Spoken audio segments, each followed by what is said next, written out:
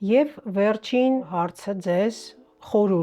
ձեր խորհուրդը մեր ունկնդրին։ Պանիչսկը ատակը կոչված։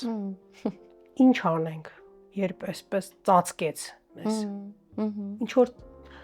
մաչելի տեխնիկա կարող եք խորհուրդ տալ։ Մաչելի տեխնիկաներ կան, իհարկե, բայց սա մի անգամյա տեխնիկա չի, սա ֆոկուս չի։ Այսինքն, երբեմն մարդիկ սպասում են, որ սենց մի անգամից պետքա փոխվի, չէ։ Մաչելի տեխնիկաներ կան, բայց դրանք անպայմանորեն մարդը իրեն պիտի վարժեցնի, պիտի անընդհատ կիրառի, որ դրանք արդյունք տան։ Դա շատ հայտնի է, շատ դրա մասին խոսվում է, տագնապի։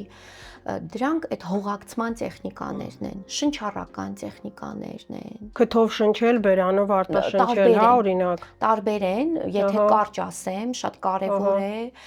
գիտակցված շնչել, հետևել շնչառությանը, եւ եթե տագնապի մասին է խոսքը,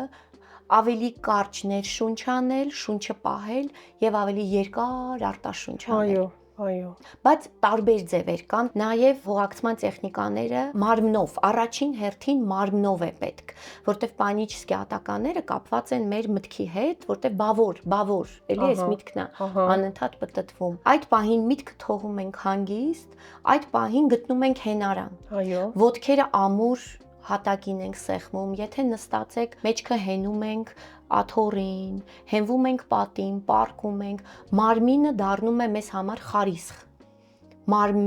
Հետ ենք բերում մտքերը մարմին։ Այո։ Հանգստացնում ենք մարմինը, հետո նոր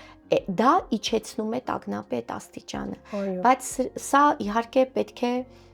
վարժվել։ Այո։ Հա, սա դա պետք է դարձնել հետևողական ինչ-որ պրոցես։